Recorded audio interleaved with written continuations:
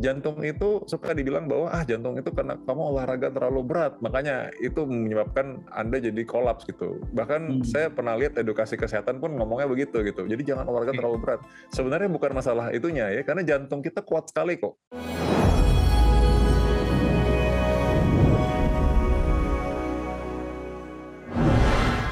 Halo sahabat semuanya, welcome to Bincang-Bincang. Kali ini kita akan membahas topik menarik yang berjudul Mati Mendadak Saat Berolahraga. Saya ditemani oleh narasumber yang sudah tidak asing lagi bagi kita, Dr. Vito Anggarino Damai, spesialis jantung dan pembuluh darah, praktek di Siloam Hospital. Kita langsung tanyakan kepada Dr. Vito. Oke dok, saya punya beberapa teman tiba-tiba meninggal karena olahraga. Bukan karena olahraga, saat berolahraga. Tiba-tiba udah nggak ada. Saya nggak pernah dengar teman saya ini komplain. Badannya sehat, sepedaan, terus tiba-tiba nggak ada.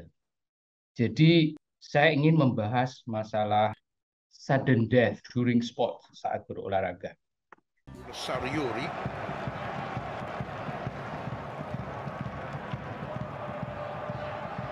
Goodness, he's gone down there, Eriksson. That's worrying. Disturbing. Oh my dear. This is really worrying. Anthony Taylor's reaction was immediate. Pernah nonton video ini dok? Iya, pernah. Ini mengerikan sekali sih kalau kita lihat orang langsung di depan kita begitu ya. Dan memang ini salah satu poinnya nih. Kalau kita melihat orang tiba-tiba jatuh, nggak sadarkan diri, kolaps, nggak respon apa-apa, tanpa ada benturan, itu harus curiga cardiac arrest. Jadi kayak tadi tuh kan, dia kan sebenarnya lagi menggiring bola tanpa ada sentuhan apapun dari pemain lawan, jatuh sendiri. Jadi kita setiap kali melihat orang pingsan, nggak sadarkan diri, nggak respon, napas nggak normal, ketika tanpa sentuhan apa-apa, ya itu harus curiga cardiac arrest. Atau henti jantung, yang orang sering salah artikan sebagai serangan jantung ya. Apa 100% confirm masalah jantung atau bisa disebabkan oleh masalah lain? 90% sampai 95% kalau orang seperti itu ya henti jantung. Orang nggak sadar paling sering henti jantung ya. Belum tentu serangan jantung, tapi henti jantung. Henti jantung. Ini yang orang kadang-kadang orang awam di luar sana dokter mungkin mencampur adukan serangan jantung dan henti jantung. Nah ini mau kita bahas makanya sekarang. Oke. Sebenarnya apa yang terjadi? Kenapa jantungnya tiba-tiba berhenti atau apa yang terjadi pada jantungnya sehingga orang tersebut kolaps, jatuh, dan meninggal? Sebenarnya definisi henti jantung itu nggak selalu jantungnya benar-benar berhenti berdetak, tapi jantungnya hanya bergetar saja juga termasuk henti jantung. Sebenarnya artinya adalah jantung tidak memompa secara efektif, secara semestinya, dan itu kejadiannya mendadak. Jadi kita katakan berhenti karena dia tidak memompa secara reguler dan secara teratur dan secara benar, jadi dia berhenti berfungsi secara benar. Jadi kadang-kadang dia hanya bergetar saja. Jadi tampilan di EKG, kalau sempat di EKG itu biasanya tampilannya adalah dia bukan benar-benar flat.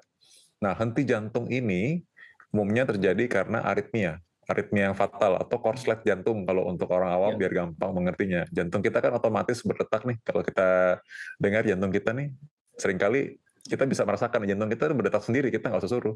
Karena ada otomatisasi dari jantung. Ada kabel-kabel listriknya. Ketika terjadi korslet jantung, nah itulah risiko terjadi henti jantung dimulai. Ada yang ringan, ada yang berat. Yang berat yang seperti tadi di tayangan Eriksson jatuh ketika bawa bola. Itu ada tanda-tanda sebelumnya atau bisa terjadi kapan saja di siapapun juga, baik mereka yang sehat, atau ada tanda-tanda yang mungkin sangat subtle yang kita biasanya abaikan? Ya, seringkali kita abaikan karena mungkin nggak berasa debar-debar, pernah kayak merasa blackout, atau pernah pingsan. Lalu kita harus hati-hati pada orang-orang yang punya riwayat keluarga kandungnya, ya, antara ayahnya misalnya atau ibunya atau saudara kandungnya terutama, itu meninggal muda di usia di bawah 40 tahun. Dan biasanya kejadiannya mendadak juga, dan orang langsung menyamaratakan, oh ini serangan jantung. Padahal ya belum tentu serangan jantung. Serangan jantung kan karena pembuluh darah koroner yang tersumbat. Orang awam mungkin nggak terlalu mengerti soal itu, dengan kita harus kasih tahu nih di video channel ini ya bahwa itu serangan jantung yang berhubungan dengan pola hidup. Tapi kalau yang seperti ini, aritmia atau korslet jantung ya nggak berhubungan dengan gaya hidup ya, bisa berhubungan dengan gaya hidup tapi ya berarti karena serangan jantung juga. Artinya korslet jantung ini penyebabnya macam-macam.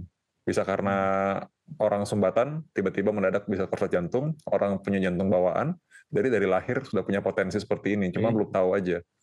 Bedanya apa dengan serangan jantung? Misalnya orang serangan jantung kan juga bisa meninggal. Tapi apakah ada prodromal symptoms atau simptom sebelumnya yang membedakan? Kalau orang serangan jantung itu bisa muncul adanya sakit dada sebelumnya, keringat dingin, ya tanda-tandanya ya. Dan memang walaupun seringkali orang juga bilang, serangan jantung tiba-tiba juga nih kan, nggak tahu gitu. Tapi serangan jantung itu mungkin saja menimbulkan gejala sebelumnya, cepet capek, dadanya terasa berat kalau aktivitas, kalau ketika istirahat dia diam, hilang ya. Atau kram di sebelah kirinya, tangan kirinya sampai ke dagu, rasanya tebel gitu. Nah, keringat dingin, nah itu tuh tanda serangan jantung. Nah setelah itu baru dia tiba-tiba pingsan ya, karena memang kondisinya karena jantungnya tidak bisa pompa dengan baik, paru-parunya kerendam, atau mungkin juga bisa menyebabkan listrik jantung yang terganggu. Nah kalau orang yang henti jantung karena listrik terganggu ini memang lebih tiba-tiba lagi, ya nggak ada apa-apa tiba-tiba begitu ya, atau orang yang lagi lari atlet maraton misalnya tiba-tiba meninggal begitu, atau bahkan nggak ngapa-ngapain, kadang-kadang juga gitu sih, bisa juga ya. Apakah olahraga adalah penyebabnya? Pemicu. Ya itu dia. Itu dia, pemicu ya, pemicu bisa. Nah, kita kalau bilang jantung ini apa karena terlalu berat olahraganya gitu, itu yang kita harus juga, ini kayaknya saya baru kali ini deh ngomong di channel ini deh, mengenai ini ya, saya baru kali ini ngomong secara virtual nih mengenai ini. Jadi jantung itu suka dibilang bahwa jantung itu karena kamu olahraga terlalu berat, makanya itu menyebabkan Anda jadi kolaps gitu. Bahkan saya pernah lihat edukasi kesehatan pun ngomongnya begitu gitu, jadi jangan olahraga terlalu berat. Sebenarnya bukan masalah itunya ya, karena jantung kita kuat sekali kok.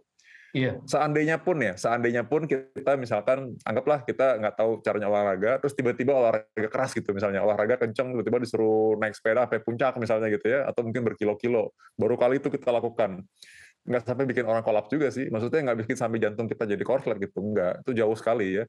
Paling kolapsnya karena gula darahnya kurang ya, kurang habis kalorinya, atau lemas banget, atau dehidrasi. Tapi bukan karena jantungnya kepayahan sampai akhirnya kolaps. Jantung itu kolaps gara-gara memang ada penyakitnya di dalam. Jadi kalau jantungnya sehat-sehat aja, dia latihan sekeras apapun ya sebenarnya nggak bikin dia tiba-tiba jadi henti jantung. Nggak begitu. Jantung kita kuat. Batas antara injury sampai dari injury karena kelebihan beban latihan tuh masih jauh sekali. Jadi intinya sebenarnya karena memang punya kelainan bawaan atau kelainan di dalam yang kita nggak tahu, tidak terdeteksi sebelumnya. Jadi perlu ditekankan bahwa olahraga bukanlah penyebabnya, jadi jangan stop olahraga karena takut jantungnya berhenti, sama seperti video yang kita lihat tadi. Begitu ya dok? Iya, exactly Dr. Tony. Apakah korslet jantung ini bisa dicegah? Korslet jantung bisa dicegah.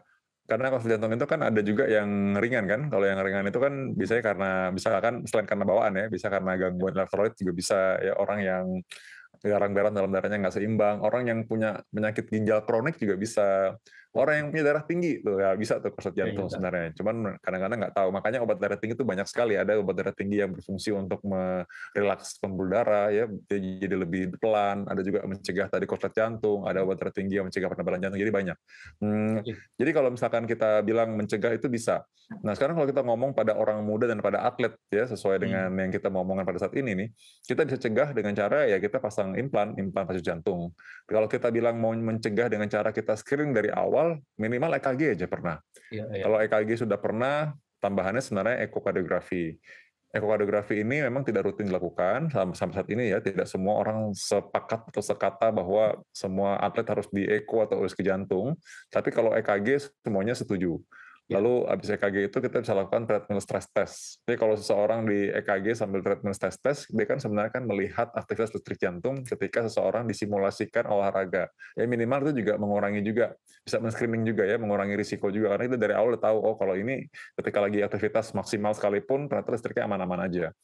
Nah pada profesional atlet, biasanya memang sudah ada klub sepak bola sekarang yang mereka akhirnya melakukan screening dengan USG jantung, karena ada memang yang kadang-kadang nggak kelihatan nih di EKG nih. Misalkan penebalan dinding jantung, bisa penebalan di EKG, tapi kadang juga bisa lolos. Penebalan dinding jantung disebut sebagai kardiak hipertrofi ya. Jadi dengan hipertrofi kardiomyopati ini, penebalan dinding jantung ini memang nggak normal, sehingga menyebabkan aliran oksigen juga terhalang juga ketika lagi aktivitas berat, selain karena ada unsur aritmia atau korslet jantung tadi. Jadi memang kita nggak bisa sepenuhnya mencegah ini, tapi kita bisa menurunkan risikonya dengan deteksi dari awal, dan juga kita bisa pasang pacu jantung. Seperti kan Erickson sekarang udah main lagi tuh. Erickson sama Daley Blind udah bisa main lagi dengan pacu jantung ya. Bahkan sekarang Erickson saat ini kita lagi rekaman nih, lagi bagus-bagusnya di DMU nih. Atlet profesional sekelas Erickson, kita yakin pengecekan kesehatan itu dilakukan dengan lengkap, dan ini juga masih bisa terjadi. Sebelum kita tutup, apakah Dr. Vito ada pesan-pesan, Dok, buat orang-orang yang mungkin takut olahraga, takut mati muda, dan segala macam? Iya, oke. Memang tadi kita bilang ya bahwa pada usia muda ini nggak selalu memang karena henti jantung, bukan serangan jantung. Tapi ada ya atlet kemarin serangan jantung. Contohnya Iker Casillas, kiper Spanyol juara dunia yang ketika main di Portugal akhirnya kan pensiun karena dia henti jantung dan sempat dilarikan. Nah, ini serangan jantung memang kalau itu confirm ya, karena dia kalau nggak salah dipasang ring tuh. Nah, jadi kalau ini beda lagi. Jadi artinya seseorang itu memang bisa aja usia muda, dan bahkan ketika atlet aktif juga bisa seperti itu. Ternyata ada atlet yang merokok, seperti beberapa atlet yang ternyata ketahuan dia merokok dan itu salah satu sebabnya. Ada atlet yang peminum alkohol juga ada. Itu bisa menyebabkan injury juga pada kardiak ya. Ada juga atlet yang ya seperti ini memang dia nggak sengaja aja, itu kan bukan karena pola hidup, tapi memang dia punya bawaan yang tidak terdeteksi. Tidak semuanya atlet tersebut dideteksi dengan cara yang benar-benar spesifik. Tidak banyak pesepak bola yang mewajibkan untuk benar-benar screening jantung gitu. Ya mereka biasanya umumnya ya screening VO2 max, lalu mereka lihat EKG secara umum, paling treadmill exercise test. Nggak semuanya mereka benar-benar menilai bagian dalam jantung tersebut ya. Jadi memang itu belum menjadi kesepakatan. Namun bagi kita orang awam, apa sih yang harus kita lakukan? Satu, sebenarnya clinical screening buat jantung itu kalau American Heart Association menganjurkan dari usia 20 tahun, Dok. Usia 20 tahun sudah pernah cek. Kalau normal gimana? 5 tahun lagi baru cek lagi. Apa aja sih yang diperiksa? Satu, minimal periksa EKG, listrik jantung.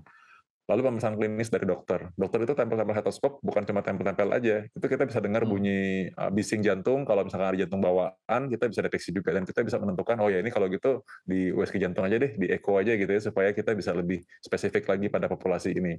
Treadmill test, lalu kita bisa periksa juga lipid atau kolesterol dalam darah. Kolesterol kan juga banyak yang genetik ya. Jadi memang walaupun dia hidup sehat, tapi hatinya atau livernya cenderung menggunakan kolesterol terus. Jadi selalu ada kolesterol gitu yang muncul, sehingga bikin plak diam-diam tanpa ada keluhan yang berarti.